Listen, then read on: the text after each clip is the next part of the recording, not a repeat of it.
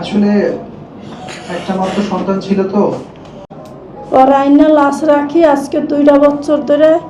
এই ছেলে মারা গেছে 14 বছরের কালে। এখন আমি কোন একটা বিচার আচার কিছুই পাইনি আমার এই ছেলের কারণে।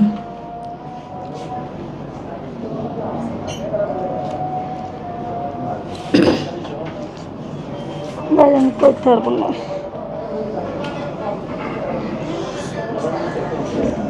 আমা, আপনি কি কথা বলতে পারছেন না? জি না।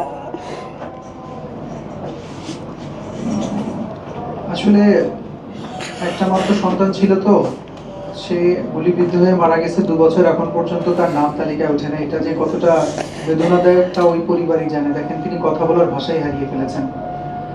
তো আমরা আসলে এখন আমাদের মূল আলোচনায় যাচ্ছি ইনশাআল্লাহ। তো সবাইকে আবারও অনেক শুভেচ্ছা আজকের এই প্রোগ্রাম